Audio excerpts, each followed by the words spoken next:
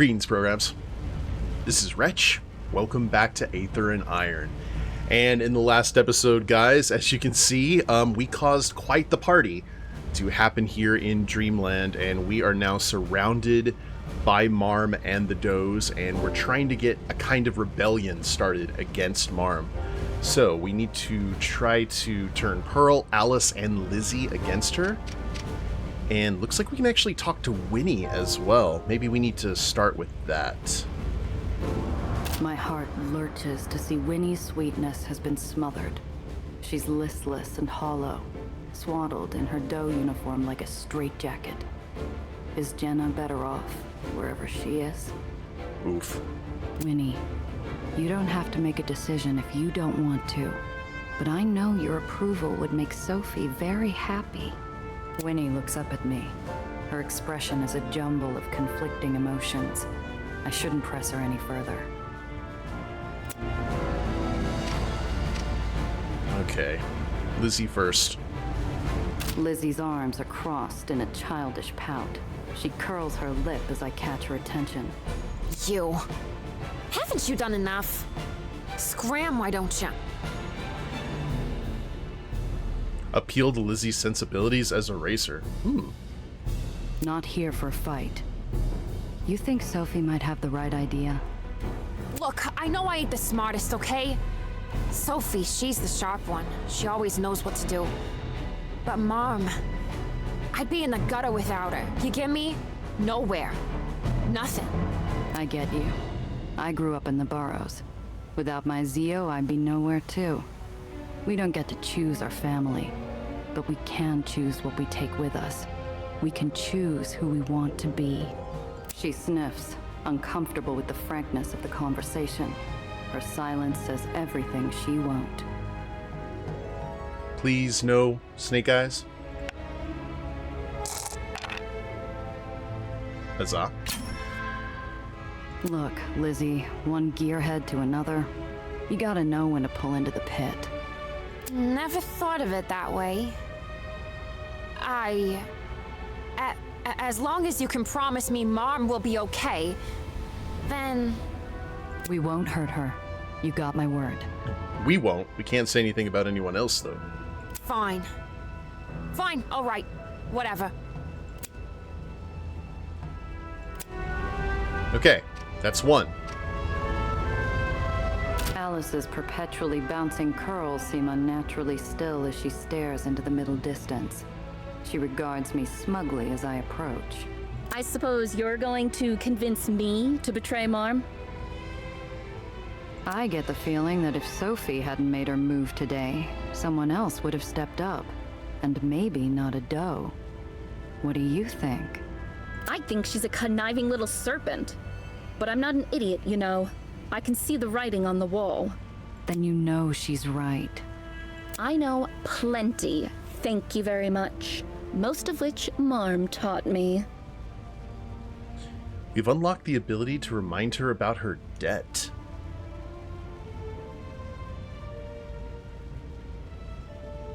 Sure.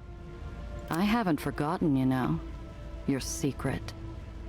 Oh yeah, we played the game with her, didn't we? I didn't forget either, you hussy. You don't get it. You don't have to be that Alice anymore.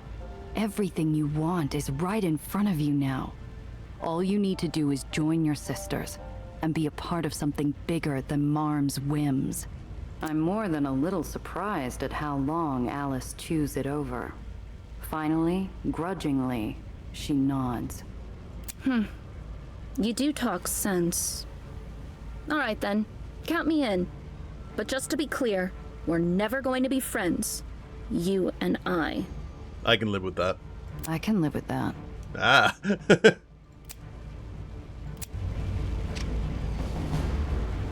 Pearl's impassive face is tight with fury. Who it's pointed at, whether it's Sophie or Marm or me or the whole sweet world, is anyone's guess. Ooh, this is gonna be rough. My best course of action would be go for Phantom, but we need to basically roll 9 or better. Pearl, I know you're not stupid.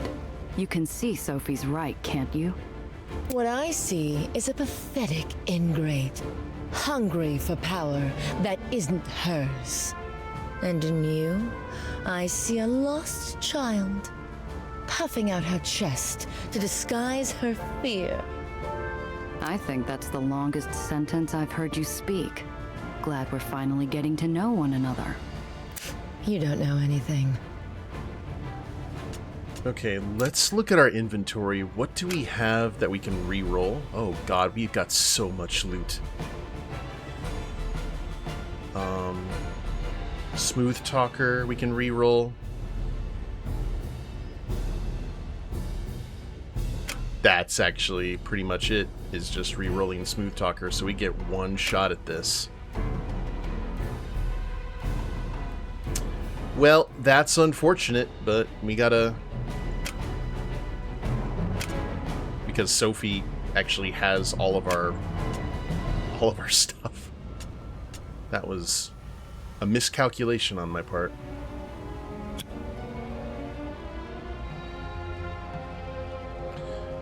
Alright, let's show Pearl we're equal with a knife.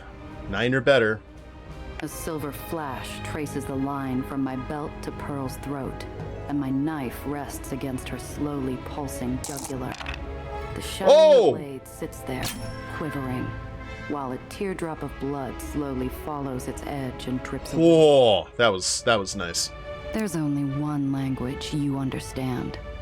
Good thing I'm fluent. You gonna make the right call? Fine. Warily, I pull the blade away. Pearl offers me a waxen smile that doesn't reach her eyes, as comforting as a cobra. We got all 3 of them. Whoa! Sophie and Marm finish their tete-a-tete and rejoin us. Sophie's gun is still aimed at her matriarch, but the Baron holds her chin high. Lizzie, Alice, Pearl, you won't regret this. Thank you for your trust.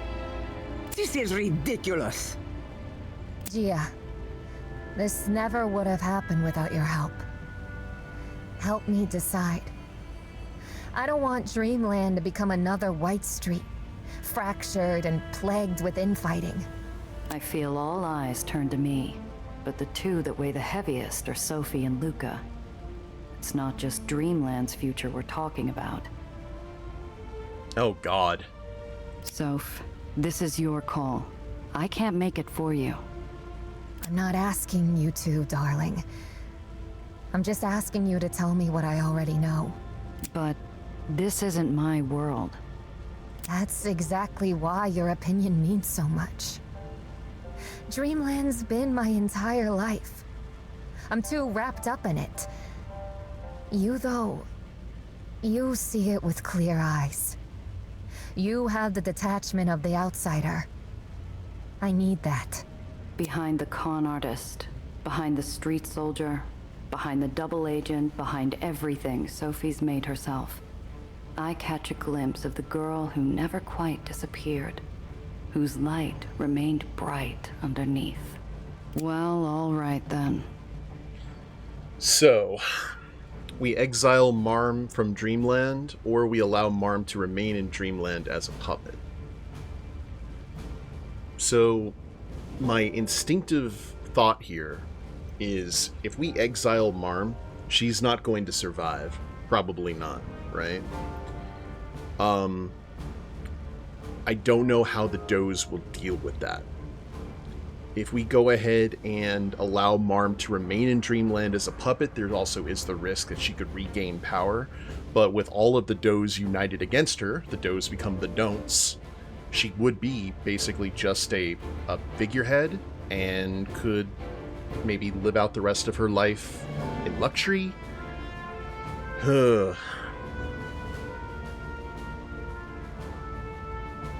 Man, I don't know. Either of these are interesting.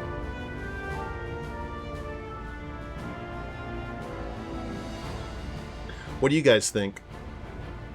Should we go ahead and exile her? Or should we allow her to remain as a puppet, with the does basically running the show from behind the scenes? We basically did promise that we weren't going to hurt her.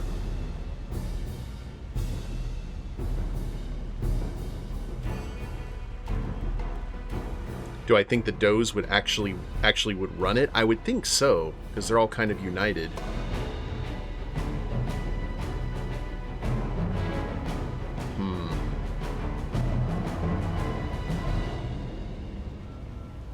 That's rough. Oh, or meaning she wouldn't try to meddle anyway? Yeah, that's true. She could try and inch her claws into them again, and the whole process would start over again. Yeah, you know what? We're gonna go ahead and exile her. If she stays in Dreamland, she'll do everything she can to get her power back. Can't risk it. This is an outrage. I built this place from nothing. I gave you everything you have. I don't like it, but it makes sense. Your heart would only blacken further. To live in your old empire without the power to steer it into the future. You do your best to sabotage us. I'd expect no less. Happy birthday, Marm. Oh. I should never have raised you up. You didn't deserve it. You never deserved that, any of you. I should have smothered you in your sleep. There's the real Marm.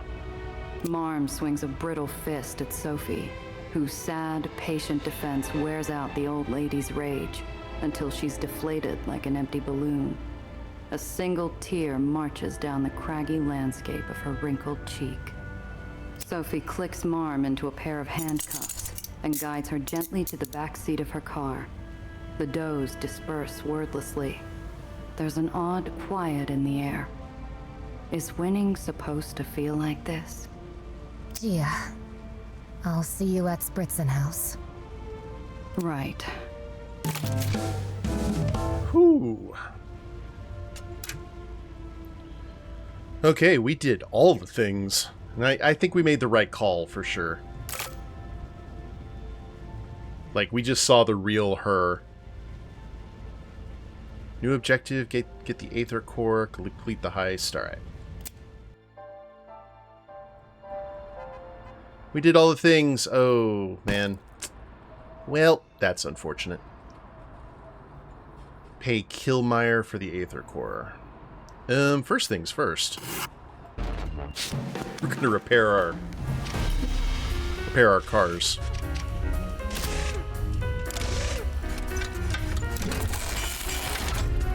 Thank you.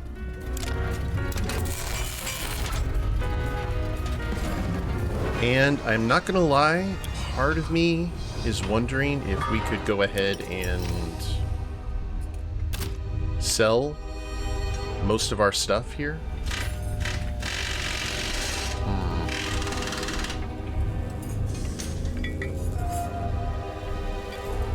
Maybe. But I'm wondering if we could sell more if we went to offense.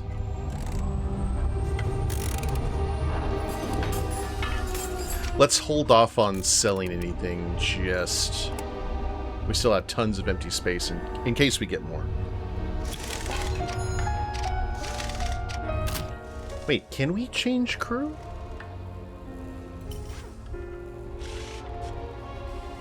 Oh, yeah, we can get Sophie back. Well, I'll be.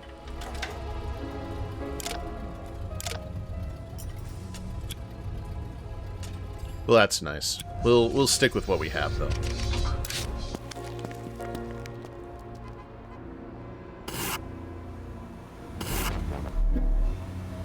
Infamy encounter? What? As I round the corner, a murky haze hangs in the air.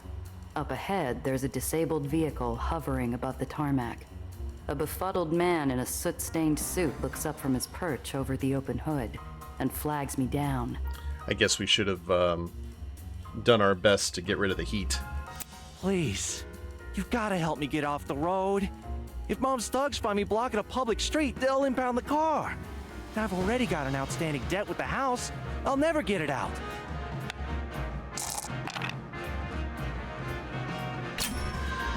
I size the poor guy up as best I can.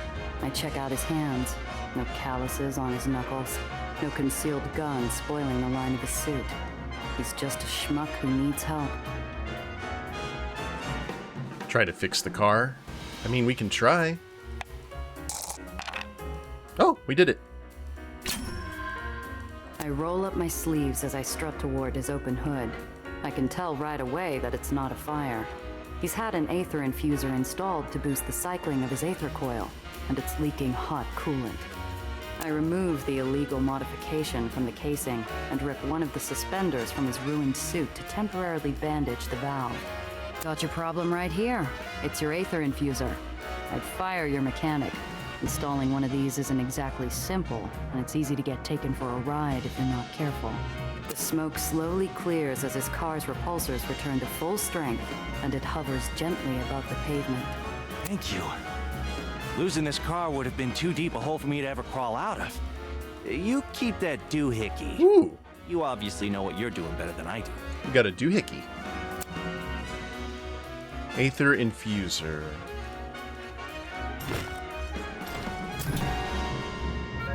Okay, yeah, to the safe house.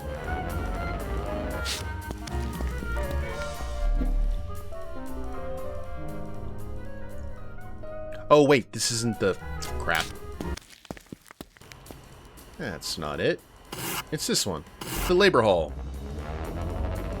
A single bed with saggy springs, a battered set of shelves, and a wash basin make up the sum total of the labor hall bedroom's conveniences. It is just after a heist, so it makes sense that we would get to a safe house. Surrounded by 4 walls and the extension of Luca's protection, I can sleep soundly here without the hovering threat of discovery. And we can poke around for anything valuable. And fail. I'd say the place had been picked clean, but there's nothing clean about it. It's empty and spent.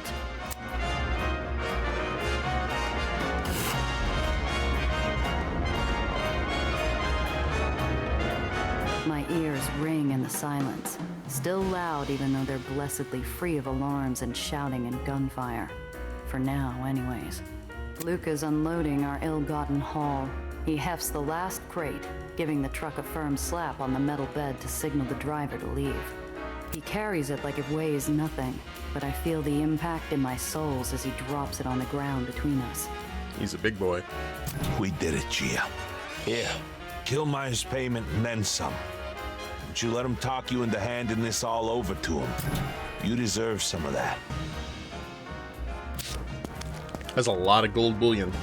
The boisterous beer hall is quiet as a chapel in the daylight. By the contented look on his expansive face, Killmeyer's recovered well from the shock of having his island swallowed whole. I'm pleased to notice, however, a slightly more chastened volume to his voice. The bartender here at Spritzen House serves up more than a stiff drink. How about something Show me what you've got. Okay. Oh, okay, these can just be sold. So, let's go ahead and offload. Hey, Dave, what's going on, buddy? Good to see you. How are things in the world?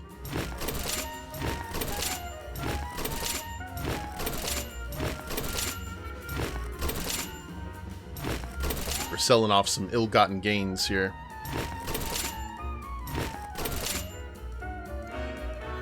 Okay. We'll go ahead and sell the champagne.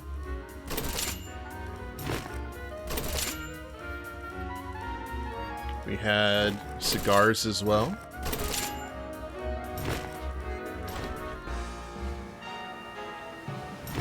And maybe we'll keep one thing of champagne.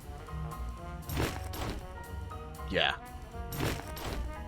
Things are better. Last week or two were rough, but glad to be past the hard parts for now. Oh, I'm glad to hear that. I'm sorry that you had to go through hard times, but I'm glad they've tapered off. Well, we are pretty good on money, so let's go ahead. I'm going to buy another thing of gold dice. I just feel that that's needed and warranted. Alright.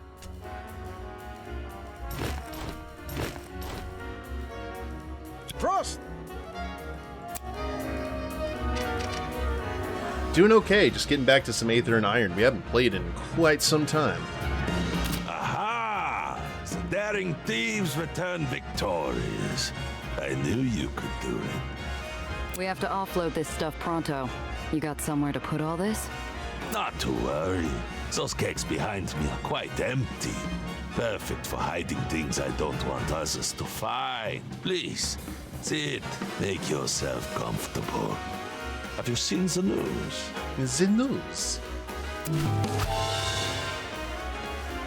Marm Magdalene leaves Dreamland for good. Baron shocks the lowers. Magdalene Marm Weiss, 68-year-old matriarch of Dreamland, departed the barony last Tuesday. An official statement from the Does reads as follows. Our mother has decided to spend her golden years traveling the world in search of new challenges. Though we miss her guidance, we're honored to lead Dreamland in her stead. Wonder where she'll end up. Canada, you think? Maybe Deutschland. I think she'd enjoy seeing the old country. Who can say? She's been chased out like the vermin she is, but enough of that. Let us look to the future. Perhaps over a drink or two, my lovely. It's time for new vermin to move in. Not on your life, Killmeyer. Where's my Aether core? Close at hand, Liebling, close at hand. Now, about my price. We worked awful hard to get this. Let's talk about a discount. You have unseated the Baron, and now there will be a war for power. I thrive under such conditions, you see, so I am grateful, but Marm could still return someday. No, I feel my price is fair. Get it, Gia. Prying a penny out of this fat cat's grip is like trying to squeeze orange juice from a rock. Alright, that's true. Show me that Aether core and let's get this done. Certainly, certainly. You know, you are even lovelier when you are impatient. Please, I just ate. I masked my surprise at the small device wrapped in cloth stained with what I imagine was the previous owner. A faint hum escapes the polished metal and tickles my palms. Hey, Ania, how you doing? Welcome. Lucas' people are waiting outside. Coordinate with them. Wunderbar! Congratulations on the deal well struck. I shall go attend to things. Please, make yourselves at home. From now on, for you and your friends, drinks are on the house. I'm not gonna lie, getting like drinks on the house permanently at like a German beer hall would be a little bit of heaven on earth. And hell for my liver. Thanks. My people could use a round too. Robbing a casino is thirsty work. Of course, delighted. But only one round. Do you hear me? Loud and clear. Well, gang, we did it. Yeah, glad to see you in chat, for sure. I don't know about you ladies, but I could use a drink. Luca, it's 10 in the morning. So? And? What are you, my mother? Well, I've got some time, and I'm feeling quite lucky. I've got a deck of cards that need breaking in anyway. Giovanna? Step in and deal? No, we'll actually join in this time.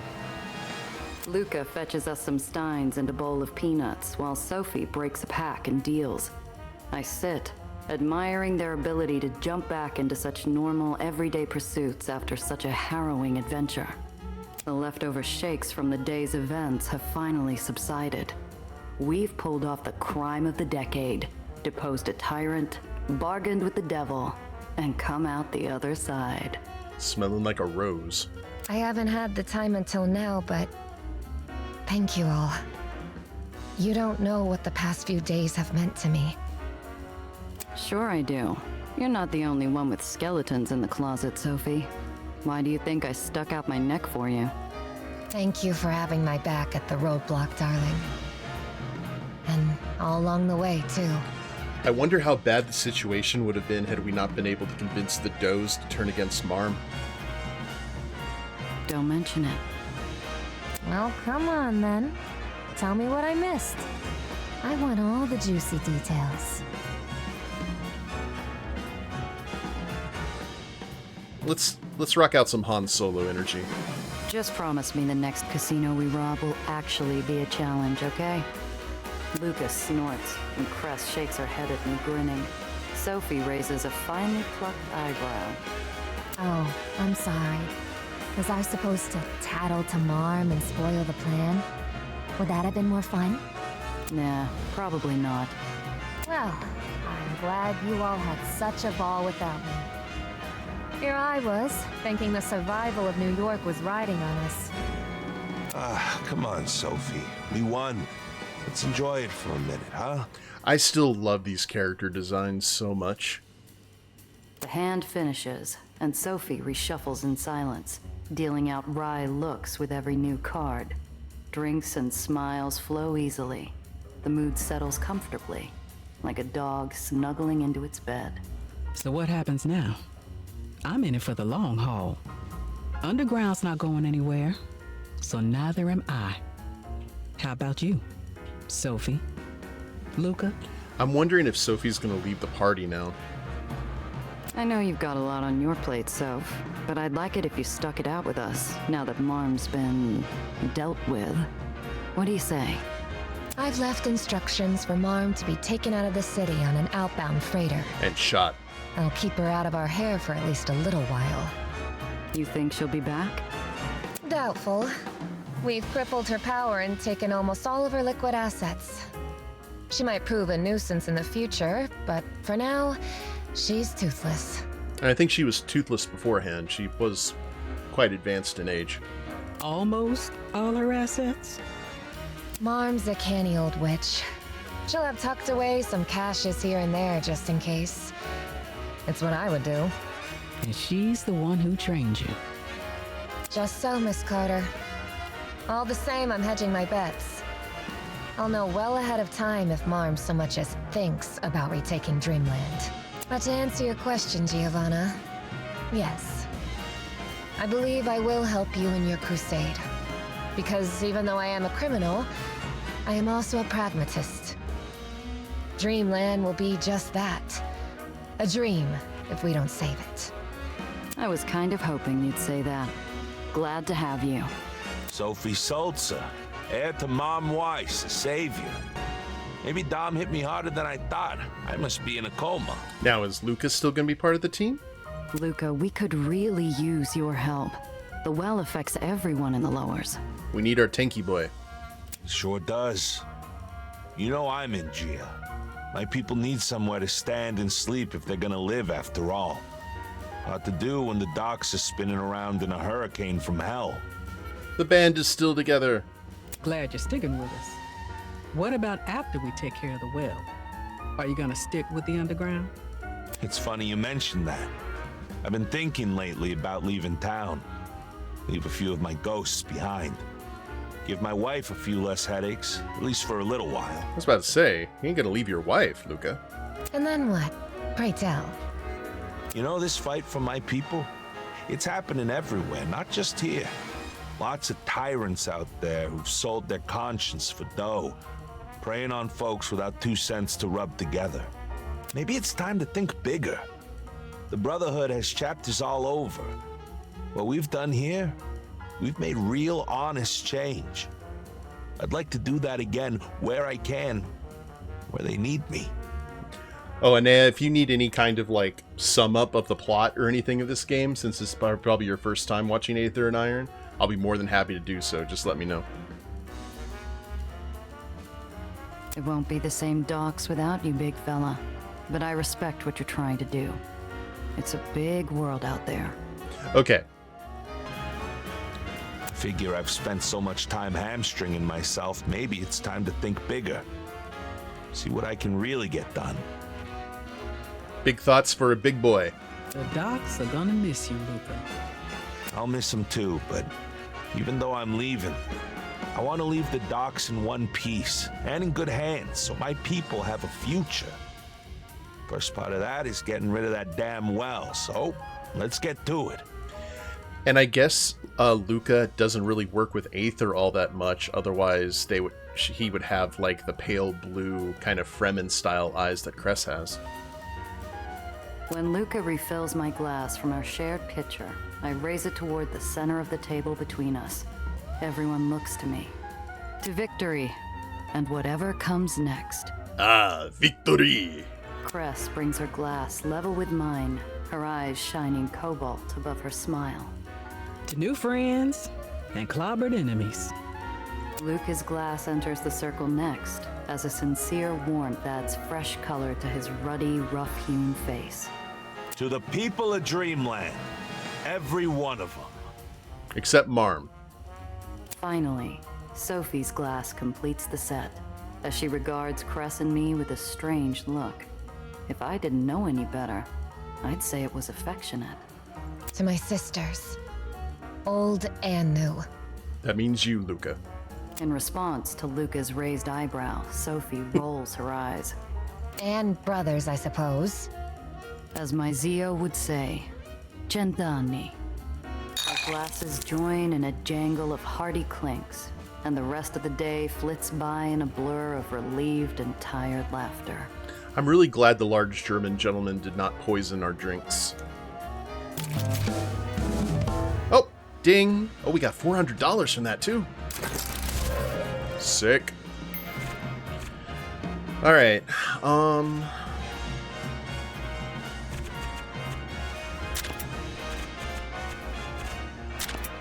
let's go ahead and raise our Daredevil up.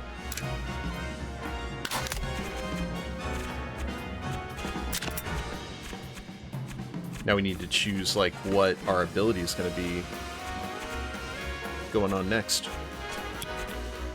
Alright, Luca, you've got perfect bootleg turn. After activating, light weapons may be fired an additional time. Counter ram. Ooh, I like that. He's specifically designed to, like, ram into other vehicles. And then Cress. Whatever heals the most. Heal adjacent friendly vehicles for 3 HP. Yep. That's our Brainiac.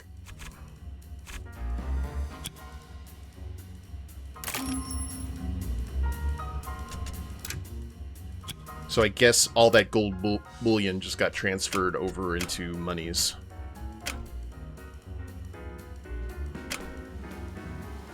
Oop, yep. So we've got an extra one and an Aether core.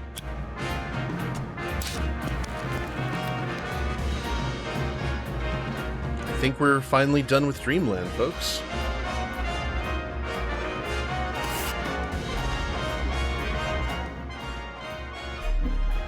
Let's get back to the hole.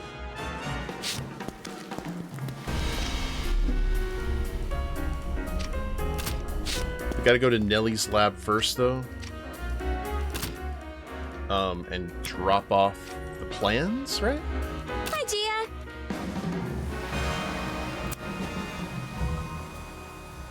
Yeah, we got a Pandemonium Vault Aether gizmo. Think this can help? I know exactly what to do with this. This is the scientist, Anea, that we were able to rescue. This is enough for something else I've been working on. I'm so excited for you to see it. Just check the steamer trunk the next time you're here. How's Daisy coming along? Oh, Gia, come here, come here. You have to see this. Tay's like, I ship it. The kid leads me to the device. I've seen Heights Tech and promo reels, but they always felt too fantastical to be real. In the face of the glowing blue tower, I'm forced to reevaluate my worldview. Night, Dave. Thanks for hanging out. Appreciate you. Professor Gardner and I installed the Aether core as soon as we could. We've started tests to simulate Daisy's effects on the well, and the results so far align with our hypotheses. It's surprisingly simple. The well has an enormous gravitational force. Meanwhile, Daisy produces an opposing force, causing the particles to diffuse. This will weaken the well, causing it to shrink. Well, what do you think? It's amazing, Principessa. You really did it. I leave her beaming brighter than all the gizmos in her lab, leaving me wondering if that's how I ever looked when Zio told me good job. Let me know if there's anything I can do to help. Aether Infuser. Alright. Applies energize to a target vehicle. Increases your action points. Whoa. We'd already had one of... Oh, we have 2 of those now. We've got to install those onto the cars.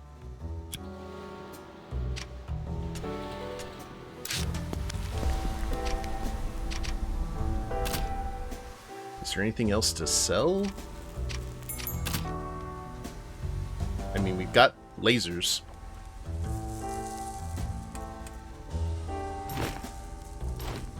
Okay, Tay.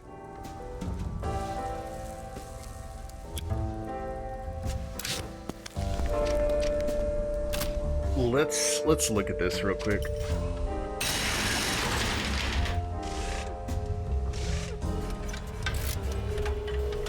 We're at 18 out of 19 for our weight distribution.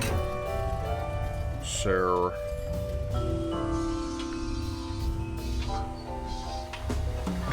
oh, the Aether Infuser's a special... Oh. Okay. Yeah, that definitely would go there, I think. Interesting. I did not expect that to be, an augmenting. I guess I should have paid attention.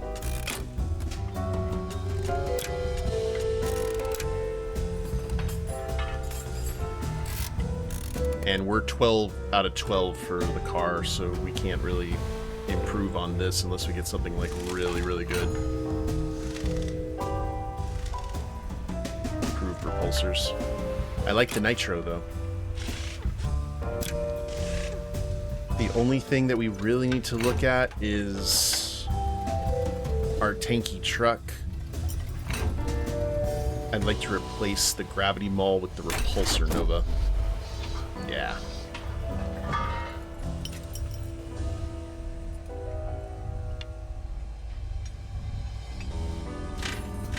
And that actually does quite a bit of damage, too.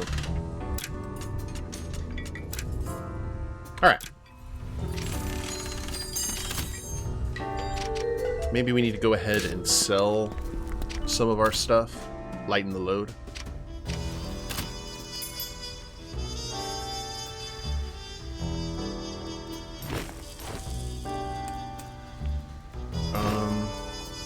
I actually would like to keep some nitro for everybody.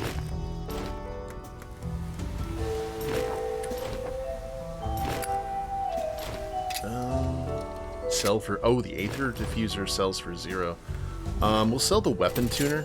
Don't really need that anymore. We'll put that in the stash with the other Aether weapons.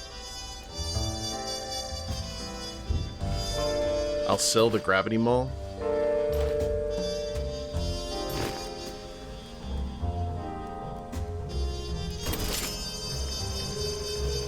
And I've got a device that sabotages repulsors to make them vulnerable to collision. Applies collision vulnerability to a target, increasing collision damage. Oh. That's really cool. That'll go in storage for Cress. We also need to make sure we need to rebuy our repair kits. I think we probably just need maybe one? One each?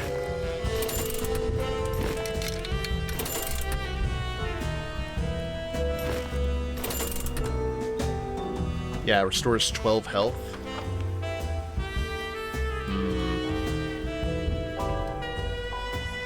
No, if we got the money to burn, let's double up. And we're gonna have to do the same thing for okay, let's go ahead and buy 2 more. And we'll go give those to Sophie.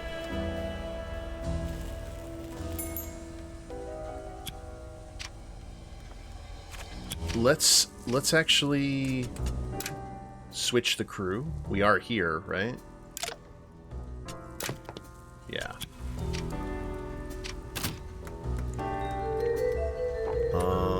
We'll throw the Aether Infuser here.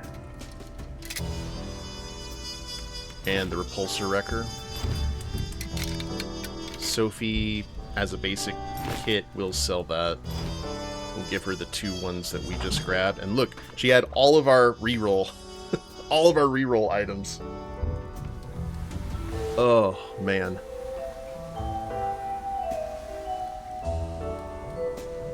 You know what? I think we're gonna have to keep all of this with Gia.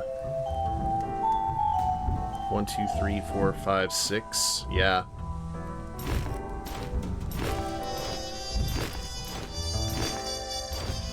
So these items, if we fail a dice roll, they'll allow us to re-roll depending on the stat. They're pretty handy. I don't know if I actually need cigars or foreign candy anymore, since we're not really going back to White Streets or Dreamland, necessarily. So let's put these items in here.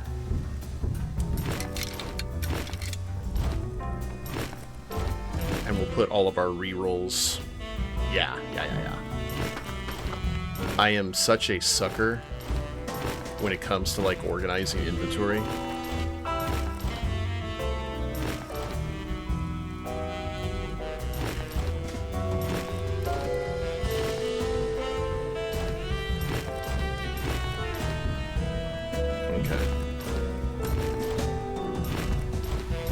Sorry to waste time. I'm almost done. Okay. And we've got champagne. We'll go ahead and sell off this champagne. And we're good. Now we go on to the stash. Who had the... Make sure that Sophie has her repair kits well in hand. And she does not have any nitro. That's alright though. We can live with that. Alright. Also, let's go ahead and improve Aether Void. That's for Smooth Talker. Strategist. Switcheroo. Swap places with any adjacent vehicle. This ability can be used twice per turn. Stratatory GA.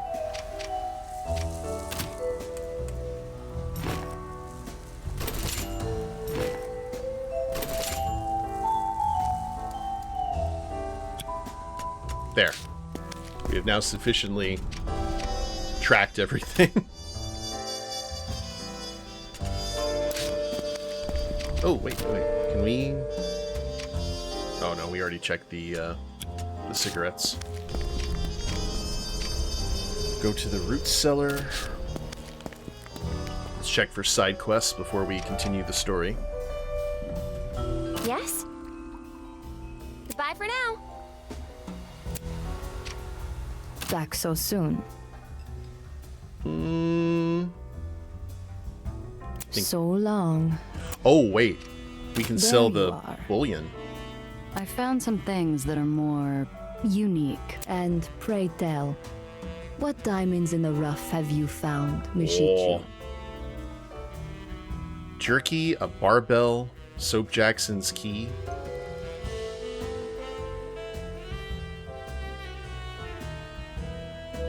What can you offer me? You don't come across something Oh. like this without getting your hands dirty. What can you offer me? I'm sure I could find a collector for something like this. Okay, I didn't know that we had beef jerky, but we just sold it. What can you offer me? I'm sure I could find a collector for something like this.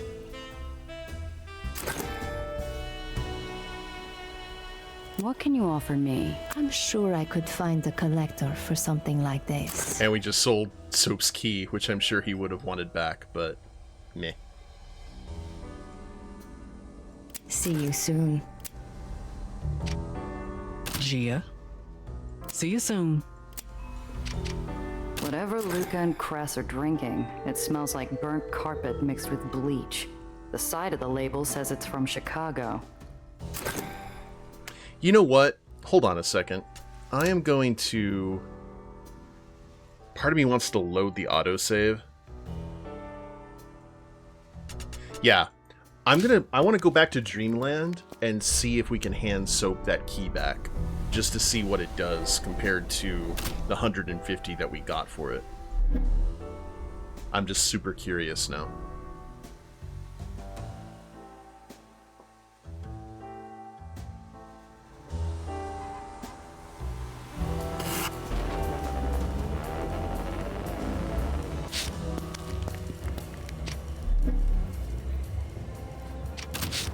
Remember the weird portal that we found? That led right into Soap's office? Oh. Okay, we can't talk to Soap. Never mind. Alright. Now that we know that Soap's key could not be used for anything else, we'll get back to this. Whatever Luca and Cress are drinking, it smells like burnt carpet mixed with bleach. The side of the label says it's from Chicago. Gia, join us. It's the anniversary of the Fahrenheit strikes. Sit. Not to be confused with the Celsius protests. Luca's cheeks have gained some color, and Cress is swaying in her seat. I can't tell if they're drunk or merely poisoned by the concoction in the bottle on the table. Did I miss something, Cress? You two have some secret history? Ah, I never met the little lady, but we both pay respects to the holiday. The day when the rats and the legendmen fought side by side and won. I hardly think that either side won. Hush up, Professor. Gardner's comment is scarcely more than a mumble from the corner. Neither of my companions seem to notice. Come on, Gia. Drink. Why does it smell? Ugh, why does it smell so bad? During the strikes, when everything was shut down, food was going bad. The Ledgemen and Aetherians had to pool resources. Came up with this drink. It was damn near industrial. Mutter's milk. We called it hot lemonade. We had lemons. They had milk. And we managed to scare up some, homemade hooch. Solvent. Heated it all up. Somehow that kept the lemons from curdling the milk. I was about to say, I was like, that citrus is not good with the milk. It doesn't look like you're drinking that now. Thomas didn't have any milk, so I asked him for something strong and disgusting. Ready, player one. Aw, GL, thanks for resubbing, boss. Thanks for that tier 1 sub. 25 months. Thanks for supporting the channel and supporting the kids. Remember, guys, all bits, subs, ad revenue, anything that I make here on Twitch gets donated to my local children's hospital via Extra Life. So when you support the channel, you support kids in need. How you doing, boss? Good to see you. I haven't heard of the Fahrenheit strikes. There was this island where the Aetherians and Ledgemen went on strike together. Hey. Working hours mandated at 14 a day. It was really something. Went on for months. The Baron cut food coming in. Because with the workers in revolt, the local economy was destroyed. Neither of them look at Gardner, who appears to be nursing his own much more palatable drink in between turning pages of a book. Eventually, the strike succeeded and the workday was cut to 10 hours. And no pay cut. Everyone won. Oh, that 10-hour workday. Oh, you're back in the States? That's good. That's good to hear, boss. Except the Baron. I heard he fell off a ledge, or maybe got lost in a tunnel. Hey, Professor. What do you mean that neither side won? The man looks up from his book. Months of starvation, thousands dead. Baron Hofstadter declared bankruptcy within a month of signing concessions. The barony fell apart within the year. Painting, you legend, how you doing? Bankruptcy was a ploy. Perhaps. You'll never know. Okay, well, we can't not drink. That would be rude on a holiday. I pick up the glass, watching the expressions on my compatriots' faces. Cress nods enthusiastically, while Luca appears concerned. As the liquid hits my tongue, I'm hit with a wave of nausea. I can only describe the taste as a cremation. Ooh, neat. Salud! That smoky campfire flavor. Salute! Is this supposed to be a practical joke? You're debating a rebrand? How so, boss? I'm afraid they seem quite sincere. Hey you, Professor, come here. Take a drink. Today is for everyone in this city, and everyone should remember. Or else. No thank you. It's not my type of drink, I'm afraid. Cress gets up and shuffles over to Gardner, holding a freshly poured glass of the foul liquor. I don't recall saying this was a choice. Cress, he's not gonna drink. Let it be. He's going to. He's one of us now. Better start acting like it. Now drink. Gardner's face wrinkles at the smell, or perhaps the implication of being part of the underground. He leans back almost comically, as though he could dodge the glass itself. If he doesn't want to drink, he doesn't want to drink, so... Cress. I stand up and walk over, putting my hand on her shoulder. Cold gears in a hot room. Come on, sit down. He's not going to, is he? I'd rather not. Apologies, but I have a weak stomach. Come back and sit down. We'll drink to ourselves. Don't touch me. I can walk to the table on my own, Gia. I sit back down with my companions. Cress seems troubled, but Luca bursts into laughter after I pour myself another glass of the foul tonic. I bet this was one of those situations where either Luca was going to be demoralized or Cress was. Luca probably would be demoralized if we had forced him to drink. Yeah. That's okay. We have got the cure for that. What do you need? Here's a record from Coney Island, because Cress loves her vinyl. Changing from painting by the hill to a different name, still do the painting, but something more neutral? Interesting. Any ideas what you would go with? Would you believe me if I said I found this in one of the circles of hell? You went to hell? Sure, I believe you. As long as you keep bringing me records. There it goes. Hey, Standing Wolf, what's going on, buddy? Hello. How you doing? Today was my wife's and mine 10 years of marriage and my 50th birthday.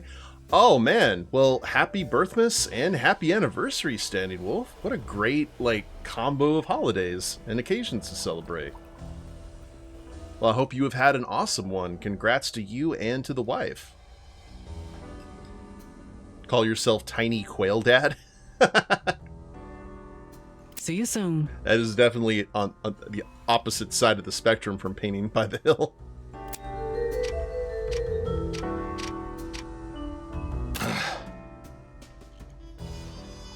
Without Marm in the picture, I imagine things back home are looking different. It was a great day. Well, that is awesome, boss. I'm glad to hear it. The Does aren't the only one rebuilding their lives. The community caught the brunt of her expansions. Now, they've got breathing room to recover. We're racking up over time to fix what she did. Double shifts.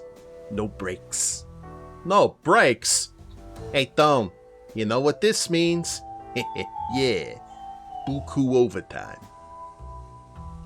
If you know, you know. And Diane? We talked things over before I left. I floated leaving town, seeing the rest of the Lowers. She told me she'd start tying up loose ends so we could leave on a fresh slate. Diane's given up a lot for me to hang around feeling sorry for myself. When we're done here, I'd like to make it up to her. I could have just given you that brick of gold bullion, or the keys to Soapy's car. Settling in all right, big guy? Not my first time away from home for a job. And from the sounds of it, I won't be sitting on these mitts for long. From what I hear, the underground's got their sights on more than the well. You planning on taking the whole damn city? The lady that owns the barbecue shack near our home gave us a free meal each, and she has the best barbecue in your city. That's awesome. That's class. Knowing Hollywood, they might be. But they won't be taking on anyone if we don't fix the well. Damn right. You've got me for that at least. And since you're good and liquored up... You and Diane, you two have been together a while, right? Tell me a bit about it. He grunts, but he doesn't tell me to drop it. First time we met was at a party. I was a tongue-tied shrimp. She was a knockout. Love at first sight? Nah, I'd just chased off her scumbag ex. He got some hits in, so I was feeling lightheaded at the time, but she made it feel worth it. The concussion really took the edge off. Lucas smiles. It might not have been love at first sight, but it had been the initial spark in the engine. No, I didn't need a coin, Dama. Diane's been there for a lot. My boxing career, me and Marco, and what I did after. We got into fights about it, you know? Really? Looking at you two interact, it's hard to believe. No relationship's perfect. She stood by me, but it didn't mean she didn't sometimes resent me. I did my time, then chose to throw myself into doing what Marco would have done. I don't think she minded sticking around the hall, but I picked my brother's dream over making one for us. That's gotta change. Would this guy be played by John Goodman in a live action? Yeah, I could definitely see that, like back in the day. Take care. Giovanna? A lot happened in Dreamland. How are you holding up? Couldn't be better, considering the circumstances. No regrets over leaving Dreamland to fend for itself? We Does are used to running our own territory. And my people know how to run the ship. Honestly, being out here is doing me a favor. It saves me from all the planning and public relations and arguments. Marm might have been the one at the top, but you were the Doe's leader. You think Dreamland can handle itself without you? As well as can be expected. Dreamland started with Marm, and her beloved Does ran her off. Once the shock passes, I'm sure we'll suddenly find angry loyalists, nostalgic for her tender care. And then what? Dreamland gets another coup to put Marm back? I doubt it. Marm may make things difficult for us from a distance, but she's far less persuasive over the phone. There will be costs, but it's nothing we can't handle. In the meantime, I've instructed my people to focus on recovery. Make donations, cede territory, monitor the Does, and ensure Winnie is cared for. Yeah, before she turns into a psychopath. Until next time. Yes, Sophie is indeed wearing a uniform. Basically all the Does wear those. Miss Randazzo? Oh. We can ask some more questions to Throg. You make many trips over to Nation's Crusade? Plenty of folk making the trip. Pilgrims, I suppose. It's not all one way, is it? There must be people looking to leave. What makes you say that? The Axe is cracking down on all kinds of things. Life's hard out there. We're getting some more info, I guess, on our next location we're going to. He looks at me as though I were a child, not with condescension, but with a wistful awe at the innocence of youth. Hard everywhere, miss. That's life. We've gotten to know one another pretty well, right? Oh, so, miss. As those things go. I think it's time you told me what happened. What's this big secret you're always carrying around like a sack of flour? It's weighing you down, Mr. Throg. A bolt of suspicion cuts through his clouded eyes. He looks at me hard, gauging me like I'm a troubling pink glaze on the horizon he ought to steer clear from. Not a pretty story. Awesome. Let's hear it. They never are. Throg's eyes narrow, and he seems to conclude it's better to tear the bandage off the wound and get it over with. Very accident. Way back, mind. Before your time. My fault. Terrible. A lot of folks hurt. That's awful.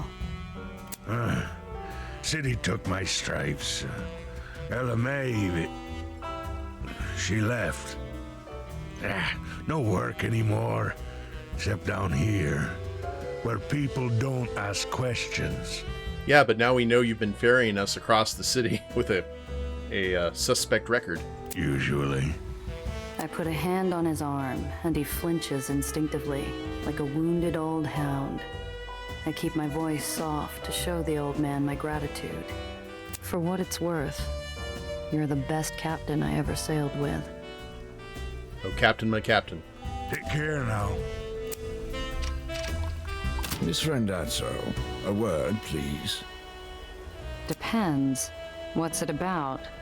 Nothing serious, except, well, it's about your friend, Miss Salter. I can't help but notice she seems to be in a slump. He subtly gestures with his cane. As usual, Sophie's looking as polished as a gilded fountain, but imperfections float to the surface. A long nursed drink sits at her elbow, and one of her curls droops downward. Any idea what's got her down? She resembles some colleagues of mine. We leave much to come to the heights. And even when you've been given a once-in-a-lifetime opportunity, it doesn't make you miss your old life less. She's homesick.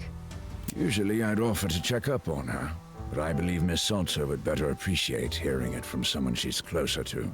Gardner totters off, leaving me with my thoughts. Each one swirls back to the uncharacteristically quiet doe. After what went down in Dreamland, maybe Sophie could use something to cheer her up. The whole short expensive jewelry and slices of bee sting cake, but I'm sure I can scrounge up something to her taste. Oh, God. Ask Sam to chip in, ask Apollo to chip in, ask Luca to chip in, or ask Crest to chip in. I would assume probably Apollo would be more to her taste because she did live, like, the finer life. Doing a collection to get a gift for Sophie. Think you can spare a few bucks from your latest stack of residuals? A gift, eh? What's the occasion? Something to cheer her up. Still thinking about what to get her. Well, Sophie's no stranger to gifts from would-be admirers. Breaks the hearts of every one of them. But she seemed rather fond of the knife she got. Ooh. Okay. Think that should be fine, right? Get Sophie a knife? Collection in hand, I pop into Pier 6 and walk back to the root cellar with an ornate knife in a wooden box. Sophie's eyes light up like a ray of sun on water as I place it on the counter. What's this? A gift. It's for you. How sweet. And it isn't even my birthday. Then think of it as an early birthday present. You seem like you've been a little down since we left Dreamland. I thought this might help. Are you implying I'm homesick? Really, darling. Dreamland's only a ferry ride away. Yeah, but you can't go home anytime soon, can you? My words strain through her facade like poison to her ear. She slowly exhales. No, I'm afraid not. There's the business with the well, of course, but I also betrayed Marm. It'll be some time and distance before grudges fade, and I no longer have to check for bombs. Oh yeah, I forgot about the Mad Bomber with bombs at midnight. You got people who hate you for saving them, but you still miss it? Oh, I've always been loathed. Even when I was a dirty child, cutting purses. But they weren't planting bombs in your car or arranging shootings back then. Fortunately, no, but I'm used to dealing with danger. I dealt with it when I was heir, and becoming Baron would have only made me a more appealing target. So what's there to miss, exactly? Quite simply, it's home. And no home's without its dirty laundry. For every threat, there's a light. An opportunity or a game to be played. Even if it was with my sisters. I might never have rammed cars with my siblings for a laugh, but I recognize that sigh. A wistful longing for simpler times past. Hopefully this knife does the trick. You going to open that now, or wait till your birthday? Oh, so impatient. Has anyone ever told you to savor the anticipation? She leaves me to wait a beat longer before she tears into it. Tell me, what went through your mind when you decided a knife would cheer someone up? That it seemed like something you'd appreciate. You seem like a gal who prefers knives and cards over flowers and chocolate. Chocolates and flowers are lovely, but only briefly. Oh, and it fits into my hand perfectly. Let's test it out. Are you familiar with Mumblety Peck? Hey, okay, good. So we actually had a chance to, well, no, it was Cress and Luca that were doing that before. Hello again. Take care. All right, we have finished talking with everybody. Let's continue on to the hideout. We arrive back at the hole in the late evening. All I want to do is slope off to a bunk and slide into oblivion for a few hours. But Apollo and Sam want a debrief. It takes a few pots of coffee and some encouragement, but I recount the night's events as best I can. By the time I'm finished, rays of sunlight illuminate the room. Apollo leans forward in his seat while Sam leans back. Both are equally interested in the fate of their old enemy, but Apollo is eager, while Sam seems almost sad. Marm can't cause any trouble for Dreamland if she's not there.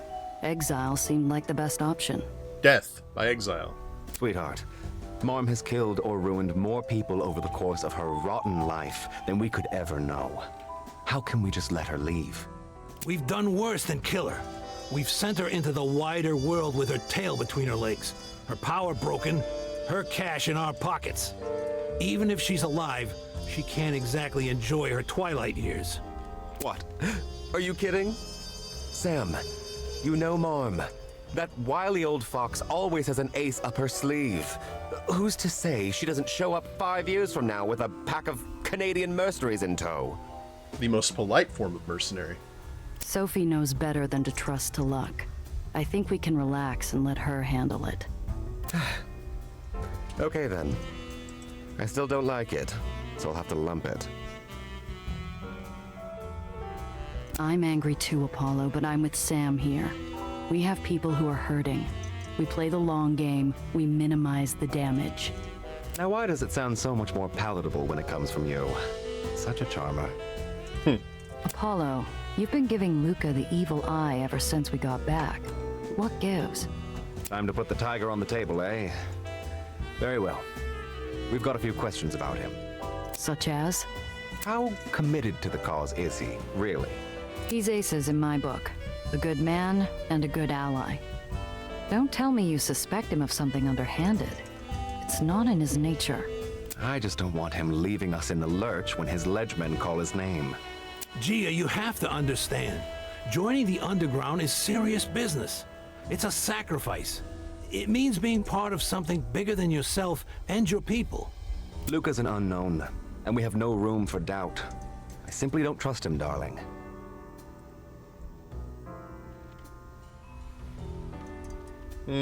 If I were you, Hollywood, I'd start thinking a little less about what he can do for you, and think about what you can do for him. Really? Why should I stick my neck out on the chopping block for a plug like him? Because you're a socket. Between the two of them, Sophie and Luca are in a position to make things harder or easier for the underground. If you try and shut Luca out, you're shooting yourself in the foot. Maybe spread around a little of that movie star charm instead, eh, Apollo? Okay, point taken. We'll let him in, but he's your responsibility. Got that? That covers the broad strokes. Let's move on. Nellie, how does the Aether core look? I wouldn't put it past Killmeyer to try and swindle us. Professor Gardner and I have inspected it thoroughly. It's the genuine article, all right. We still need to install and test it, but it should work just fine according to our specifications. Atta girl. One less power-mad Baron to worry about, and our well solutions well in hand. Get cracking, Doctor. What's next, Sam? Gia, you've, interacted with a certain Mr. Blanc? We've contracted him to look into the Black Hat after Nellie. He's ready for a meet. Oh. I've worked for him before, sure. I wouldn't say I trust him, but he pays on time and in full. That puts him head and shoulders above most in my racket. Well, he's insisting on no radio, no courier, and an in-person meet. If he wants things this private, let's hope his info is pure dynamite. Is Mr. Blanc the guy we talked to, like the very first kind of fixer we talked to at the beginning of the game? I'm surprised Blanc agreed to meet. He's not the revolutionary type. Sure, he's worked for the other team before, but he's discreet, has plenty of reach, and I'm told he stays bought. You hear what happened with Montclair? The Prince of New York? Claimed to be some kind of old country blue blood, right? Ended badly, if I recall. Right. Mr. Blanc dug up proof that his bona fides were anything but. Stopped him taking over in the lowers, and gave us the leverage to check the uppers barons who'd done business with him. He wasn't bona fide? Knowing Blanc, I'm sure he came away from that deal with a few extra simoleons, too. Oh, no doubt he kept the choicest bits of blackmail to himself just to feather his own nest. That's what I'd do. All right. I'll head to the meet and keep my eyes open. Who knows? Might be nice for me to lead the conversation for once. Besides, I deserve answers about that group Dufresne is working for. I had to let him go back at Coney, which left me with a lot of unanswered questions. Oh, please make sure to say hello to Mr. Blanc for me. I'm so grateful for his help getting me here. Oh, that was him. Okay. No problem, sweetheart. If I don't remember, I'm sure Gia will. Hold on there, Apollo. You're not planning on going to the meet yourself, are you? Why not? I know the uppers better than anyone here. If anyone can get in to see Mr. Blanc without getting pinched, it's yours truly. So, for those of you who don't know, this guy is basically a movie star. But he's a member of this underground resistance, so he's kind of undercover. Your famous face might give you away. Let Giovanna and I take care of it. Look who's talking. You might not be a movie star, but the Rat King is just as well known in the papers as I am. Or don't you think the infamous Iron Hand meeting with an underworld figure will grab headlines? Let's go ahead and go with Apollo this time. We normally disagree with most of the things that he says, but... Apollo, you're up.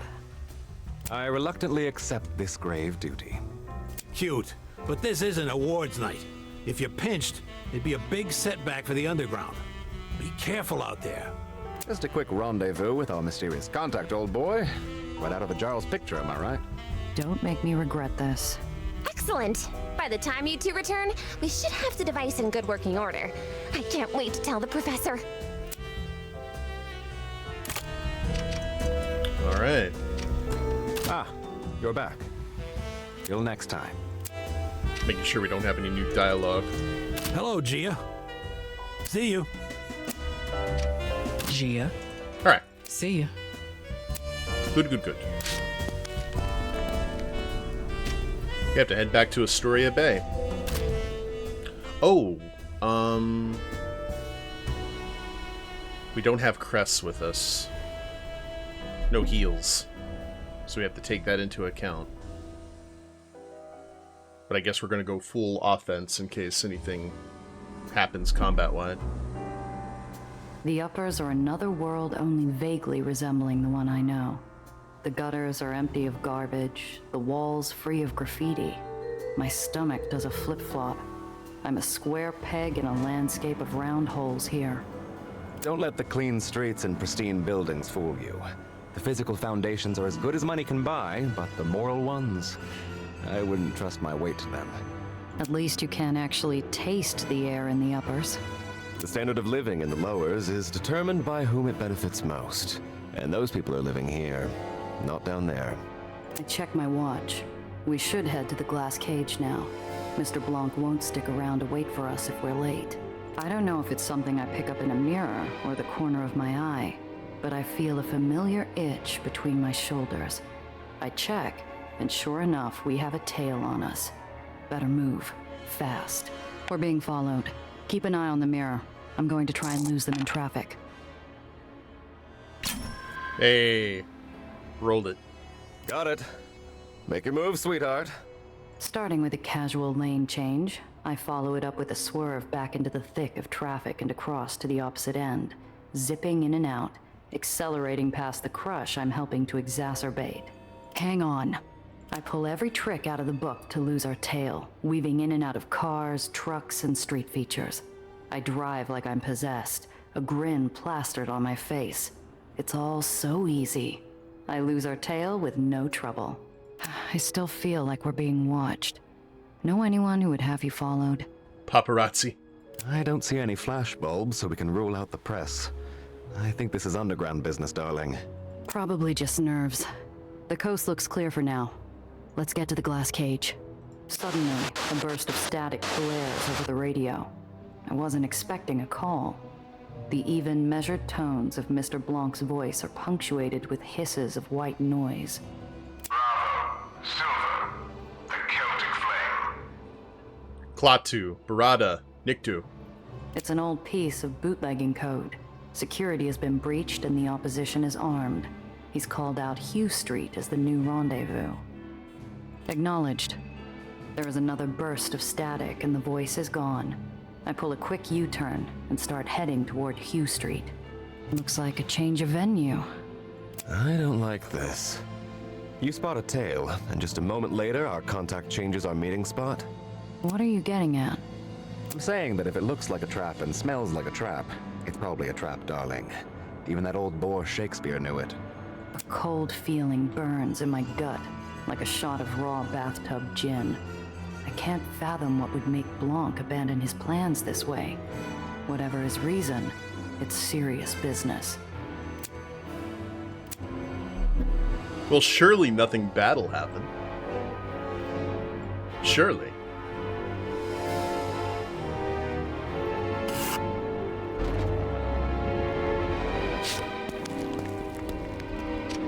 Shadows envelop the meeting spot on Hugh Street. A narrow afterthought of an alley leads into a sort of postage stamp courtyard.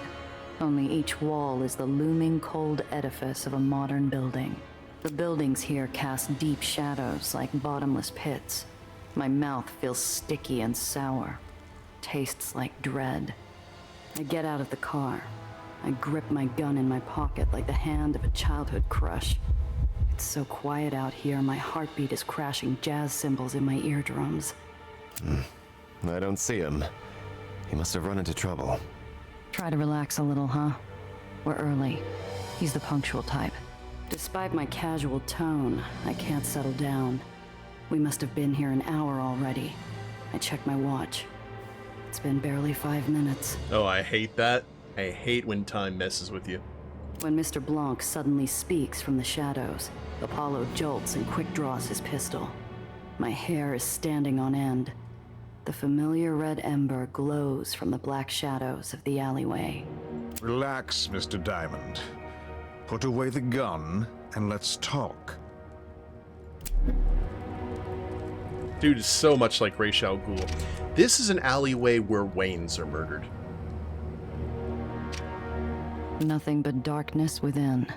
I guess nobody's paying for overtime tonight. The uppers are different at night. All of that pristine concrete and glass, so shiny and bright in the day, looms like jail cell walls after lights out. The open, starry sky somehow still feels too low, too close. I'm trapped. It's a trap! Alright, Mr. Blanc, how are you gonna screw us over?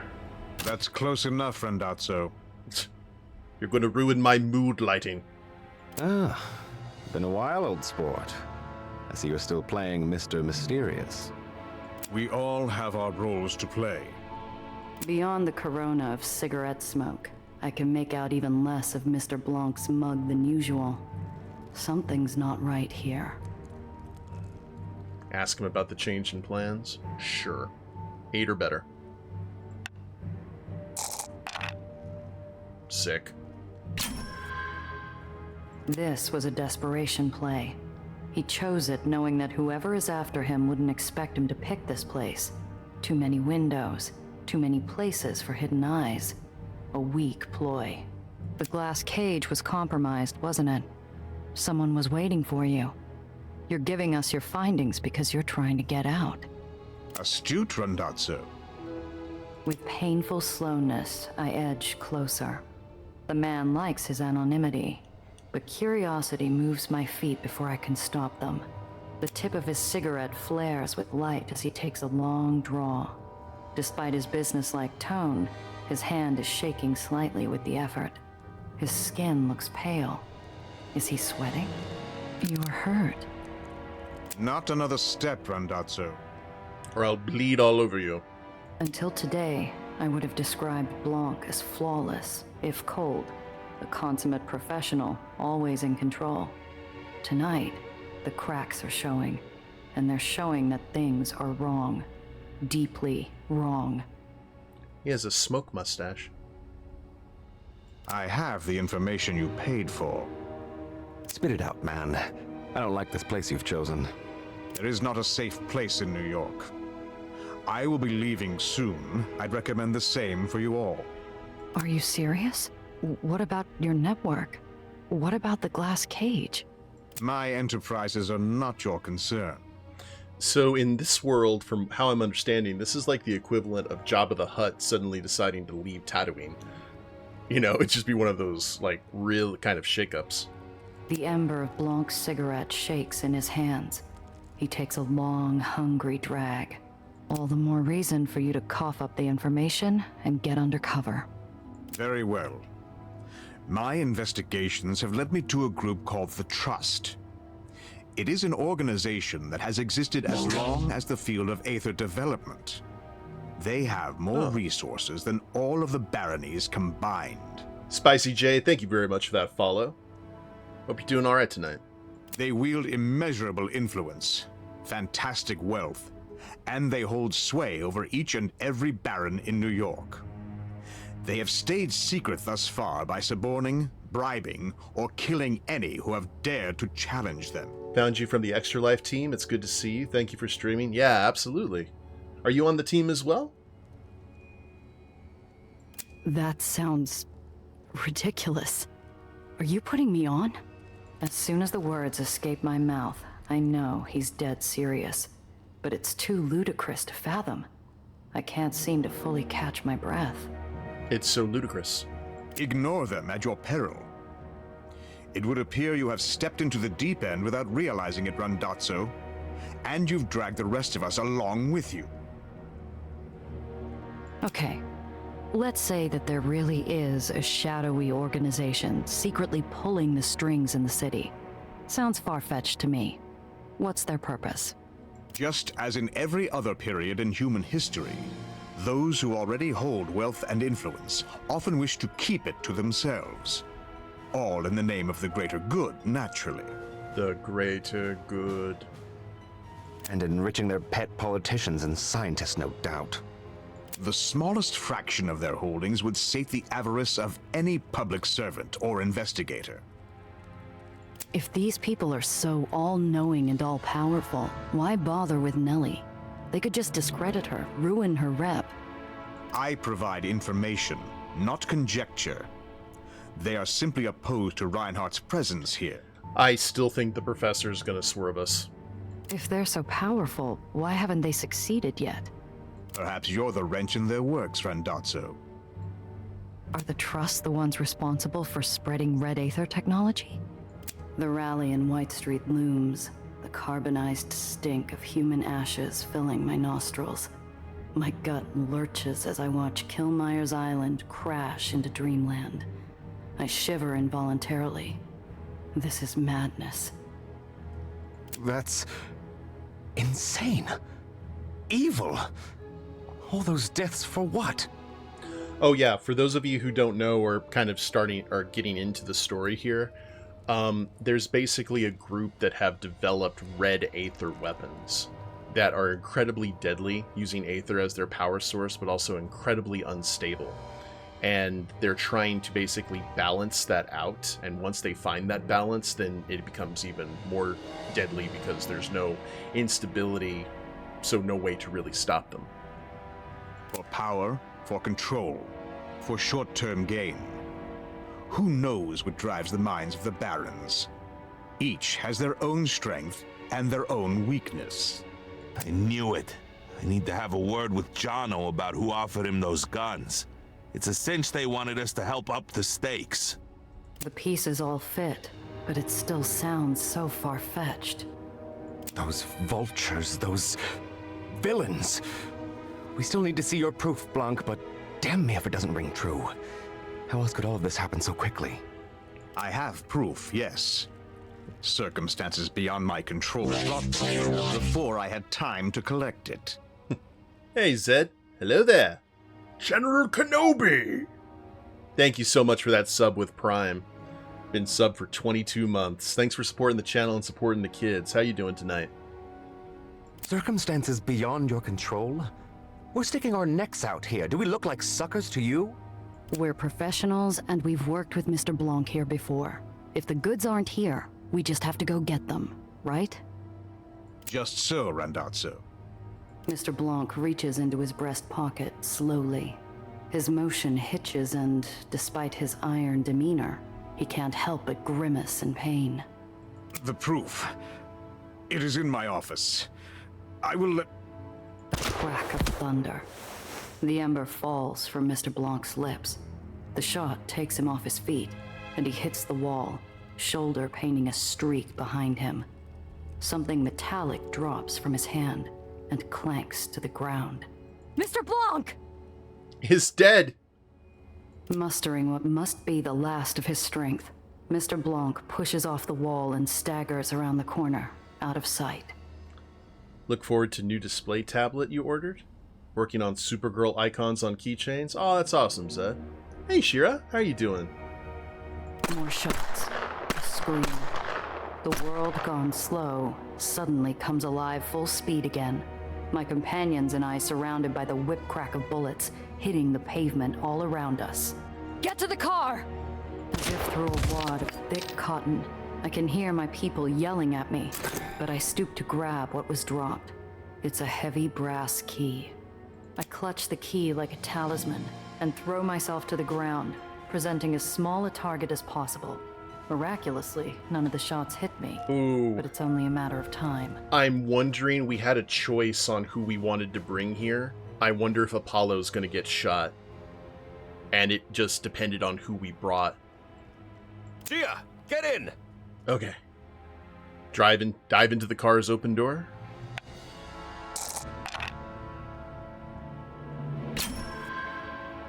I hurl myself headlong into the open door, the Welcome car's back. armor offering me a temporary haven as bullets spang off the chassis.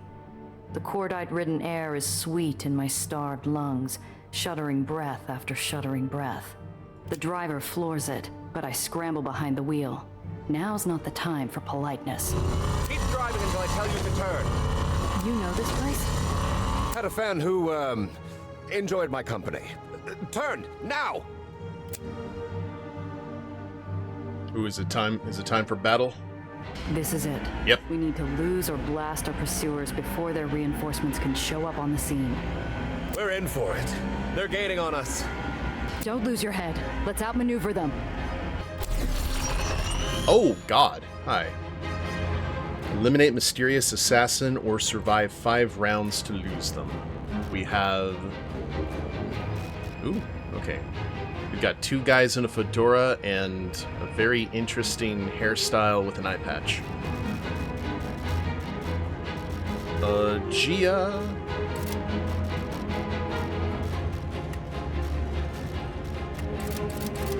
What are we doing here? I can't move. That is unfortunate. That is very unfortunate.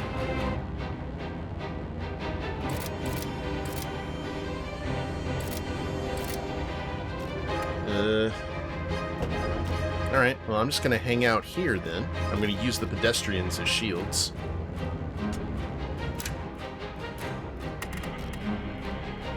Here, on the other hand, let's do...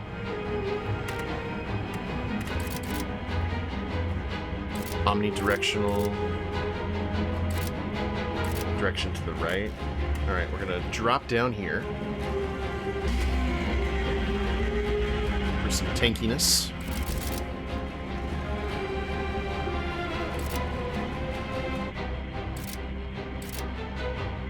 What is the repulsor node? Oh, gotcha.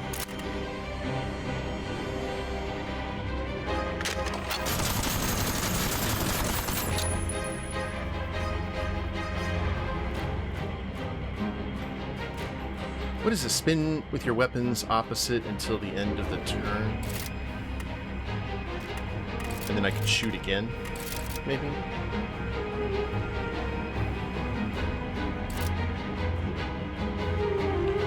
Alright, we're gonna counter ram.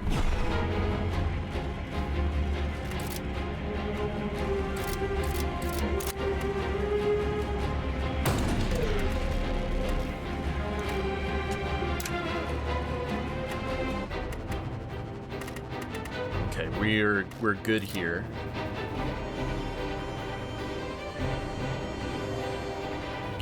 Oh, we can actually switch places?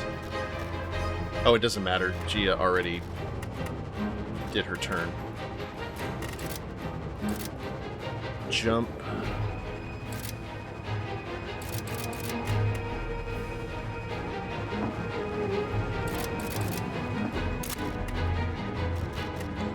Man, we could just go ahead and knock one out right now. Let's do that.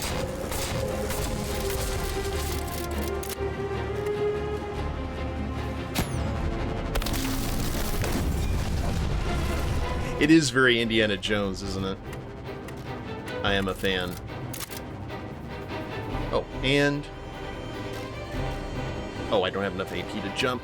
No!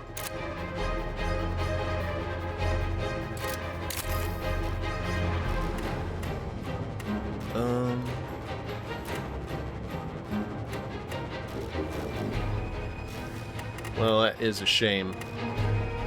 She is very much a glass cannon.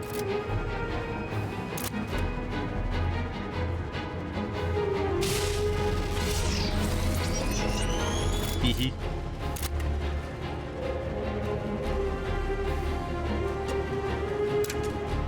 Alright, what's got? Aw, Tay! What a hero! Thank you for those 5 gift subs! That is so cool. Thank you for supporting the channel and supporting the kids.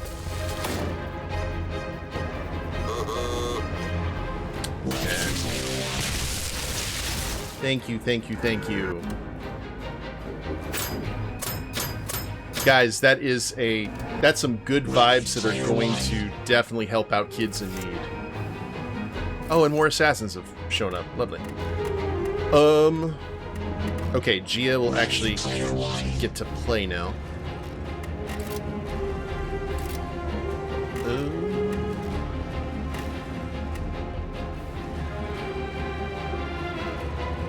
That was subs for Deadly God, Dave, Anea, Painting. Cool.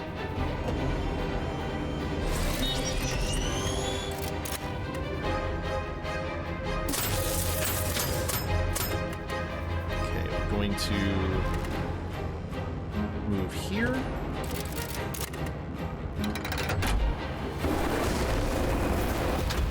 We're gonna flamethrower.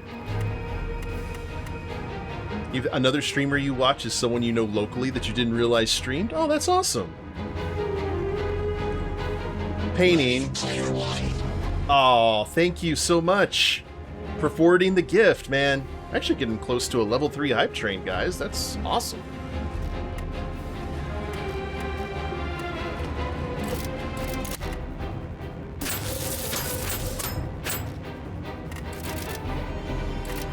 You guys are doing all the good works.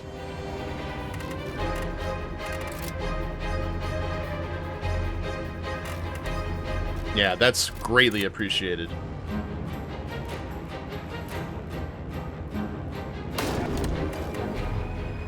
Alright, we're moving here and then... Oh, wait. Aether damage? Yes.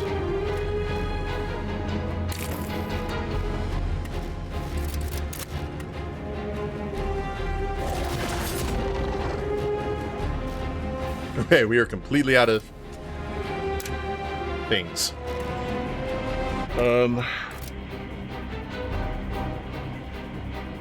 Damages all vehicles and pushes them outward. We're gonna keep on counter ramming.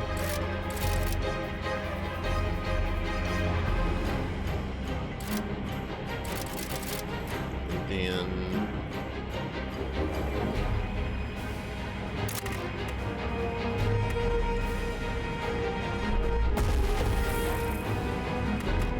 cool. I love it.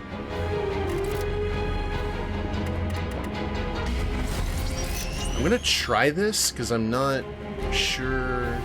Oh wait, actually I can just do this.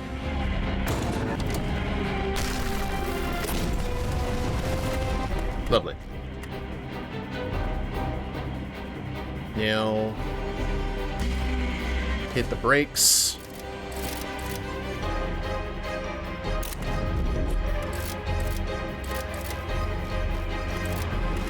That did not help at all.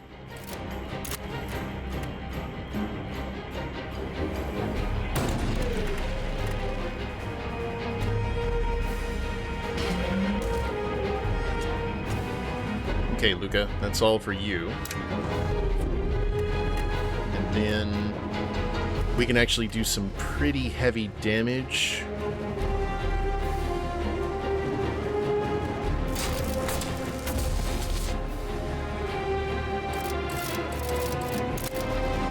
We'll snipe.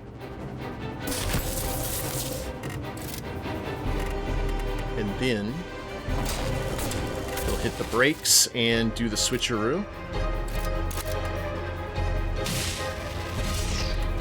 So they'll actually take some damage from falling debris.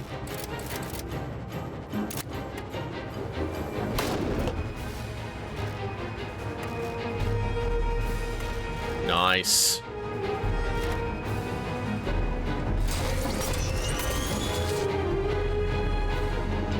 Oh, if she dies, let's go ahead and move this way so we don't get hit.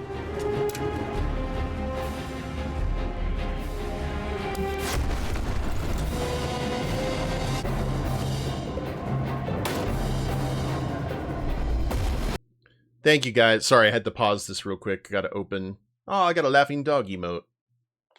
Thank you all so much for your support. That for 6 subs, that's awesome. Thank you for keeping the good vibes going.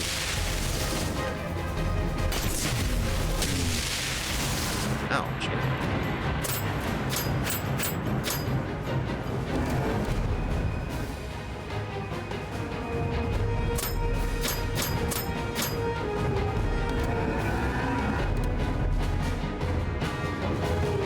Okay.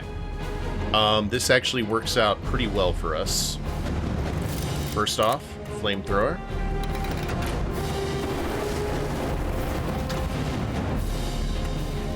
Come down here, hit the brakes.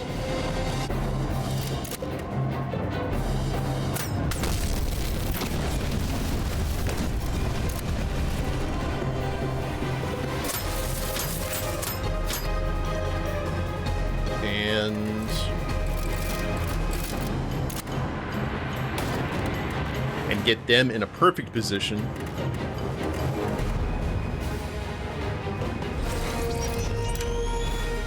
Okay, Luca, it's your time to shine, buddy. Let's see if we can hit 2 with 1 go.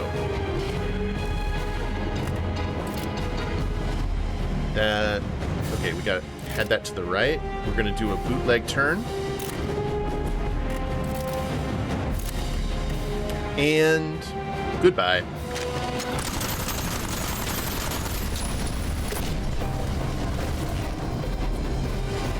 I can hear more of their souped-up cars in the distance, racing towards us. We're out of time. They've got reinforcements coming, Apollo. Where's that exit? Now! Turn now! Ah, victory! Got some scrap metal, a magnet mine dispenser, undercarriage weapon, dispenses an electromagnetic mine behind the vehicle, and improved repulsors. Cool.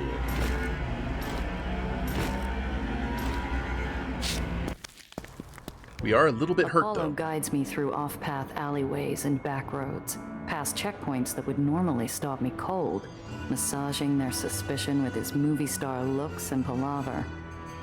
The key in my pocket feels incredibly heavy. I'm still thinking about it when the sounds of pursuit fade away into silent night. Well, this is just beautiful, isn't it? Our informant's dead, a secret organization has us on its hit list, and what do we have to show for it? Bubkiss, that's what. We're not sunk just yet. He gave me this. A key to the Bubkiss. I'm guessing this unlocks something in Mr. Blanc's office at the glass cage. It's a risk, but it's our only option. Maybe we can beat them to it.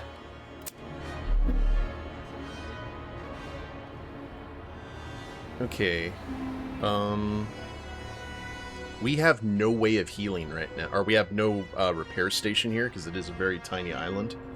So let's go ahead and do this. This is why we bought these things.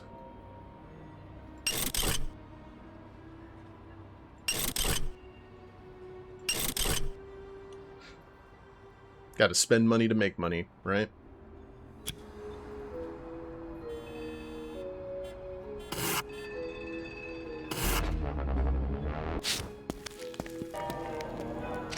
We have to watch our step as we enter what was once one of the ritziest hotspots in the uppers. Wind whistles through the shattered glass floor. Glass crunches under every footfall. This place was stripped. This place looks like right out of BioShock. Whoever did this wanted to find Mr. Blanc's secrets, but the anger they left behind is evident. My heart lurches with hope. Did they do this out of frustration? Maybe they didn't find what they were after.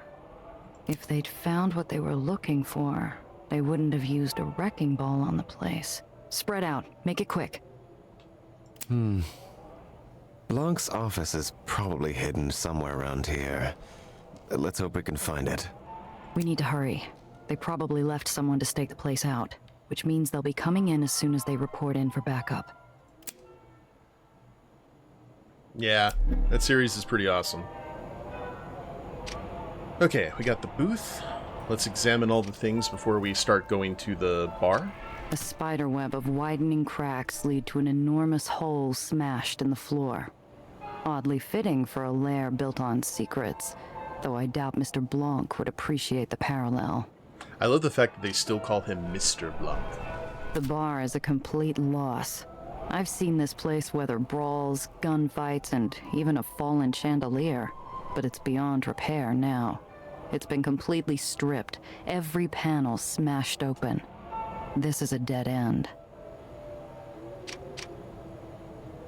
The wall behind the bar is riddled with buckshot. A series of shotgun blasts tore through the expensive bottles like tissue paper.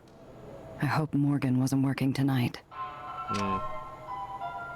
I've been in front of this bar enough times that seeing it ransacked freezes my veins. Maybe there's something of value left in all that wreckage, but it does feel like grave robbing. Look for a hidden compartment. I remember that Mr. Blanc always kept a bottle of expensive brandy on hand in case he had to placate a rich patron. Now, where would he have kept it? I scan the bar and notice a discreet hinge on one of the panels.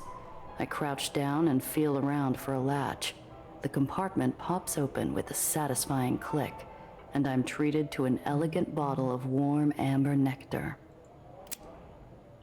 Delicious. Ooh, and some matchbooks.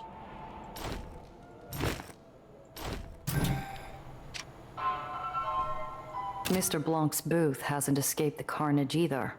I look across its burst upholstery, the smashed table. Will you look at that?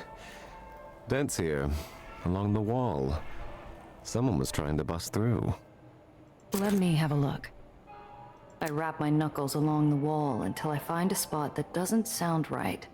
I run my fingertips around the paneling. I find a recess concealed by shadows.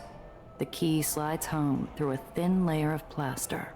The wall slides back, silent and well-oiled. A passageway opens into the depths. We've found the hidden office. Aha! Mr. Blanc's sacred snack chamber. Sneaky bastard. Seems to me like his paranoia was justified. Ladies first, I insist. Oh. As we enter, I flip a switch on the inside of the hallway. The wall behind us closes as the room lights up. It's quiet in here. Blanc must have had it soundproofed. We're safe in here. For now. Something in this room is worth killing and dying for. Knowing that makes this more like a personal mausoleum than a study. This is clearly where Blanc spent most of his time, among the memories of a secret life. Dude was like Batman. Look at all the trophies.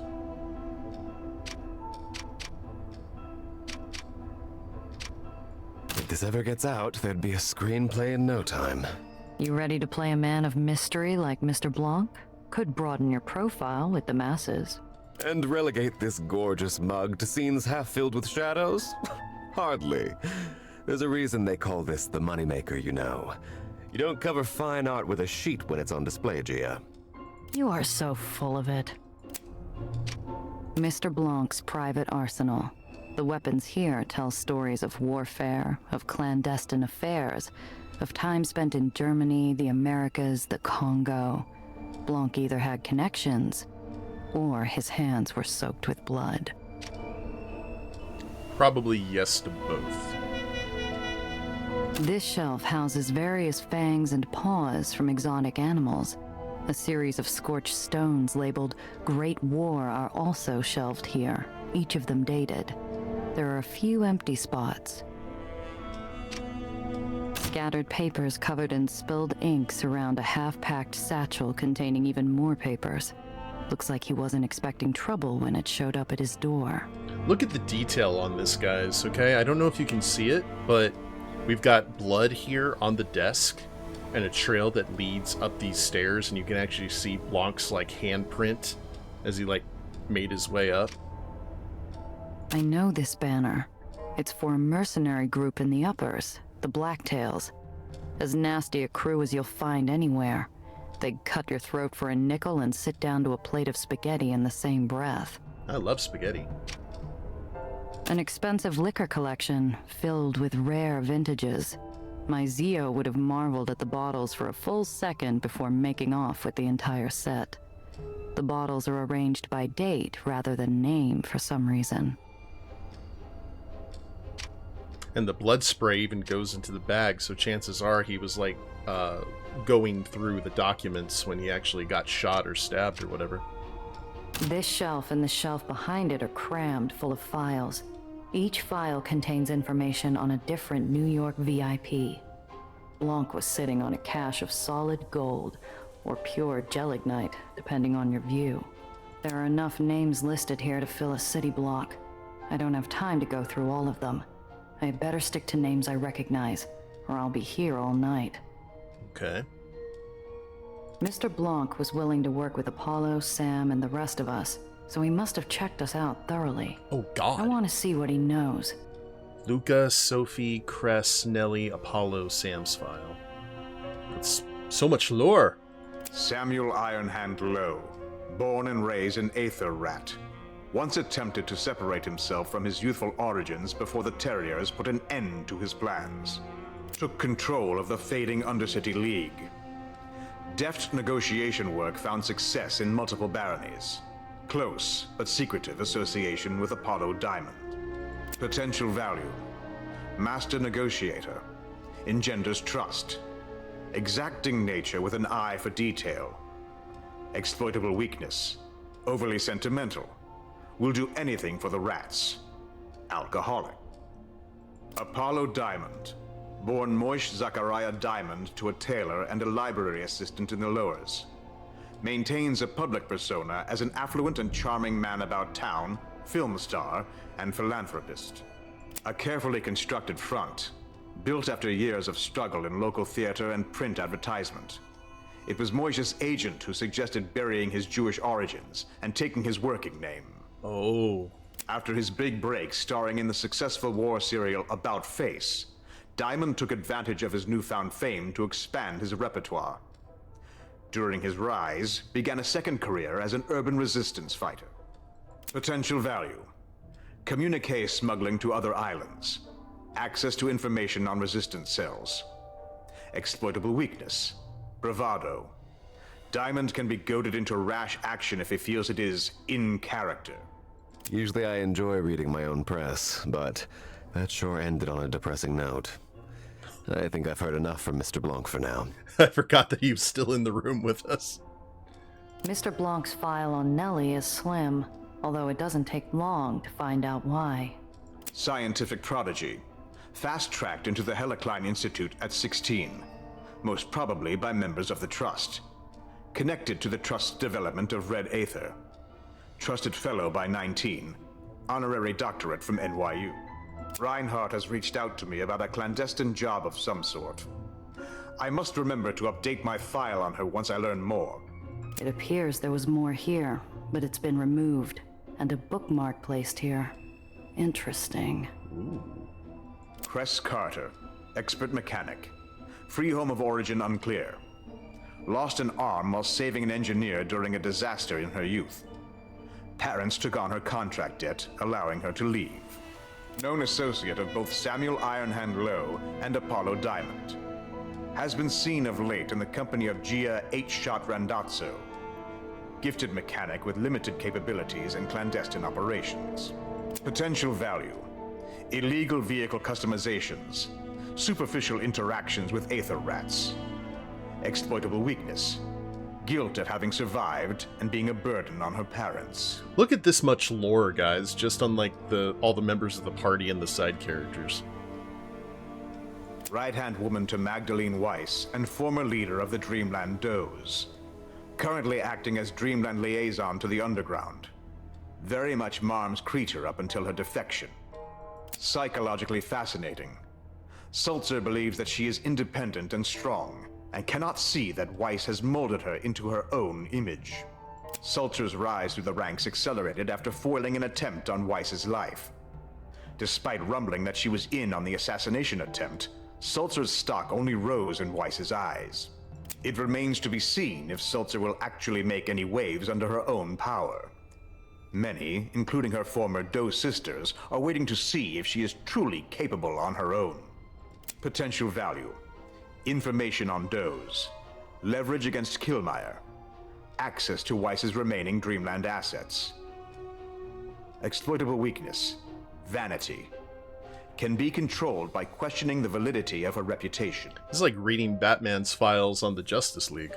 Giovanna, darling. I seem to have caught a chill. Let me borrow that file. I want to start a nice warm fire. I forgot you were here too.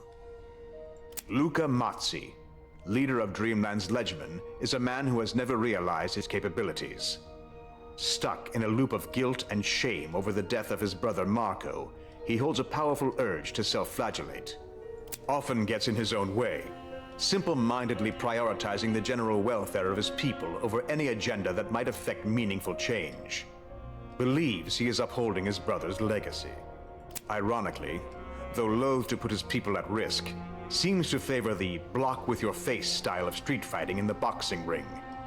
Can weather a great deal of physical punishment. Potential value. Support against Dreamland Does. Transportation of bulk goods. Information on shipping schedules. Exploitable weakness. Caretaker. A threat to the Legion, real or invented, can tie him up indefinitely. I know it's wrong to speak ill of the dead, but I wish the guy was right here so I could loosen a few teeth for him.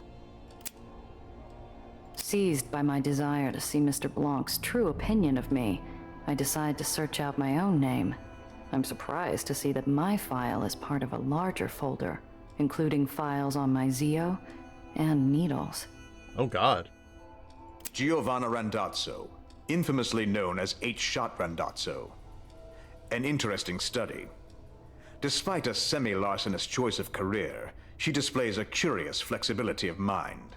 Seems to approach every challenge with a fresh set of solutions, alternately opting between using force, wits, or trusting to her skills.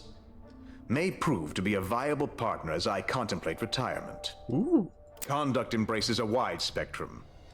Murdered John Valentine in cold blood after the death of her uncle, but also regularly gives succor to the marginalized and performs other selfless acts. I'd never heard that word said out loud before, so it actually is succor. Recent endeavors include her role in bringing down Elijah Tellingast and masterminding the Pandemonium heist alongside a loose confederation of newly made associates. Potential value. Possible partnership in future after I am satisfied of her mettle. Once she finally comes to terms with the loss of her uncle, will become either a danger or an inestimable resource. Exploitable weakness. Shaky morality. Has selected a life of apathy against her own better instincts following the shock of her uncle's death. Vulnerable to manipulations toward egotism or altruism. So your typical video game protagonist. I ball my fists and lean against the shelf, taking care to breathe deeply for nearly a full minute. I can't tell if Mr. Blanc's profile on me is groundless speculation or not. I wait for my hands to stop shaking. It takes a while. The file on my Uncle Alfonso is older than the others. The paper slightly yellowed. Still, my curiosity gets the better of me. I first dealt with Alfonso Randazzo following my return to the city in the turbulent days following the disaster. The lockdowns around the city provided ample opportunities for an experienced smuggler. Despite his death at the hands of the ham-handed John Valentine, his lessons regarding professionalism and honor were taken to heart by his niece, Giovanna, so his life was not spent in vain. There's one final page in the file outlining my Zio's strengths and weaknesses. It has presumably been kept there for the purposes of thoroughness. It's older and more faded than the rest of the file. Potential value. Established smuggling channels throughout the city, made dependable by an unimpeachable code of honor, forgotten by many in the current day. Exploitable weakness. Honor. Randazzo matured during a period when honor still existed among thieves. In this era of power-mad barons and ruthless sycophants, he cannot hope to exist for long. I can hardly swallow past the lump in my throat. I knew my uncle was too honorable for this world, but for someone else to see it so clearly, to confirm that idea, opens up that wound just a little bit. Peter Portnoy, born Piotr Portnoy, known on the street as Needles, a small-time smuggler working out of White Street's Raymond district. Ex-partner, romantic, possibly, of Gia H-Shot Randazzo, textile specialist. Portnoy was involved in the caper that claimed the life of Alfonso Randazzo, incurring lasting injuries from the job along the way. This job provided the friction point that ended his partnership with Gia Randazzo. Even after all this time, it stings. Needles tend to do that. In recent days, Portnoy has been smuggling in and out of White Street, before and after the advent of the Civil War. Made a great score in the Hogmanay Hall job. See file. Usefulness. Specific jobs involving textile manufacture or fashion. Exploitable weakness. Gia Randazzo. The man fosters both love and hate for his ex-partner. Using her against him would provide leverage. Maybe he hates me, but at least he's still alive. Yes, indeed. Okay, we can look for the Baron names as well. But you know what, guys? I think that's going to go ahead and wait until the next stream. We're going to go ahead and call it here.